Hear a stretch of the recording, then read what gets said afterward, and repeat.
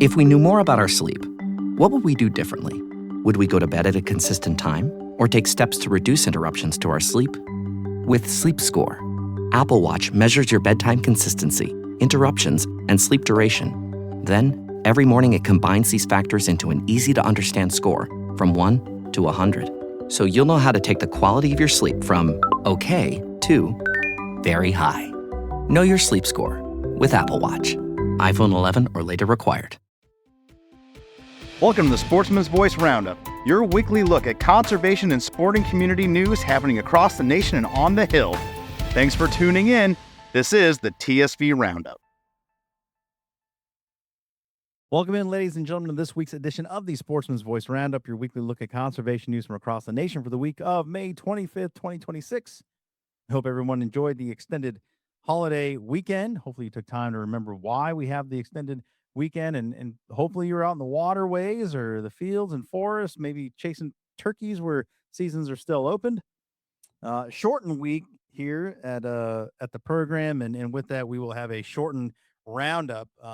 We are not short of important news, so we will get to that with some breaking news coming from the Department of Interior that announced yesterday, as the show drops, the largest expansion of hunting and fishing opportunities in history.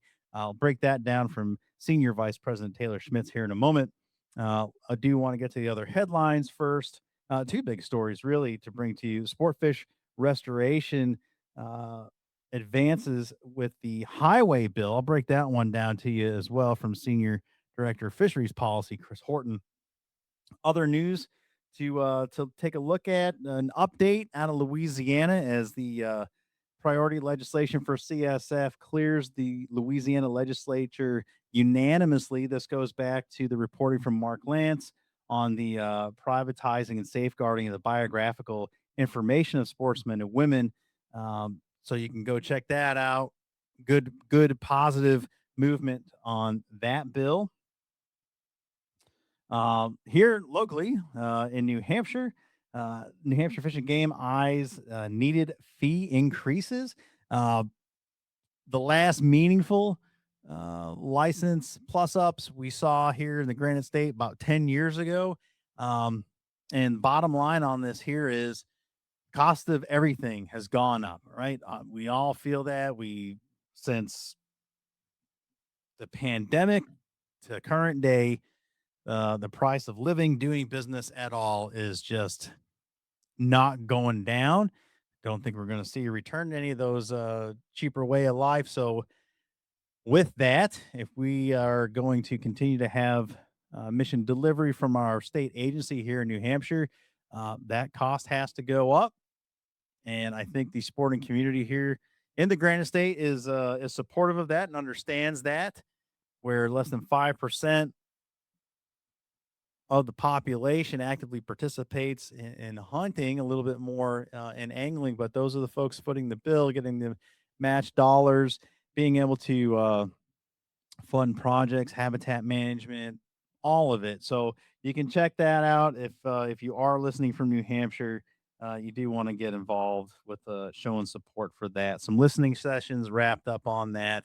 Now the comments are going to be analyzed, see how the department wants to move forward, but New Hampshire, Vermont, Maine, like some of the cheapest tickets in town, man, really in the country. It's very affordable to hunt, and that's probably indicative of needing to plus up a little bit and get current with operating budget. So New Hampshire operates 96% self-funded. So this is important. As much as people think it sounds bad, without it, no one else can do it. All right, so moving on to Alaska. Their regular legislative session has drawn to a close. The second session of the 34th Alaska State Legislature recently concluded, delivering key victories for hunting, trapping, and guiding opportunities while highlighting ongoing challenges in advancing pro-sportsman firearm legislation. That coming from Marie Newmiller in the West. You can check all those stories out by going to congressionalsportsman.org, congressionalsportsman.org. Hit the media room. You can read all those articles for yourself in article resources, click-throughs, resource links, all of it. Great, and it's free. You can sign up for all that, again, at congressionalsportsman.org. put in your email, and then you are locked in for free distribution.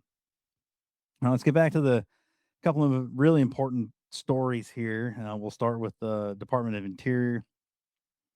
Um, Yesterday, the department announced a proposal to open and expand more than 1,400 hunting and fishing opportunities across 111 stations covering 32 states within the National Wildlife Refuge system, which marks the largest expansion of hunting and fishing opportunities in the history of the Fish and Wildlife Service. National Wildlife Refuge System is a unique structure of federal public lands as the only network of lands established for the sole purpose of wildlife.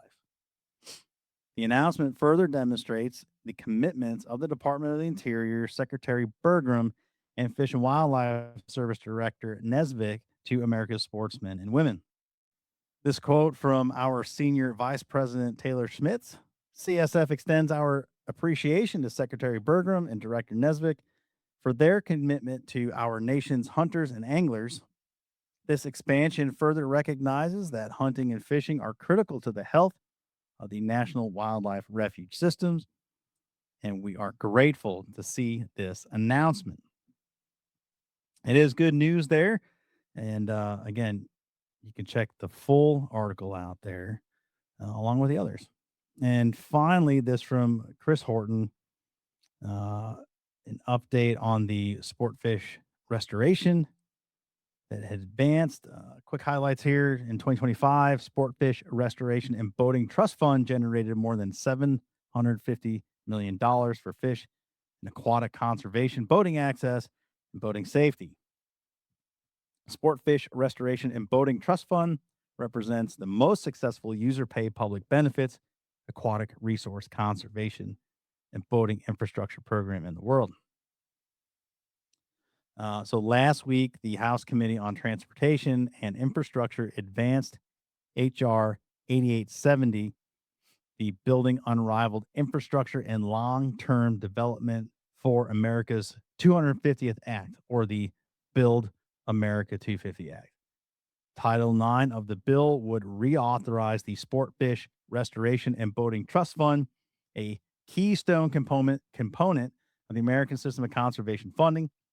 CSF is an active member of the Angling and Boating Alliance, a collection of angling and boating organizations tasked with working with Congress to reauthorize and safeguard this critically important program for the nation's anglers, boaters, and fisheries and aquatic resources. Another quote from Senior Vice President Taylor Schmitz: the Sport Fish Restoration and Boating Trust Fund, together with fishing license sales, serves as the foundation of state-based fisheries conservation and boating infrastructure in America.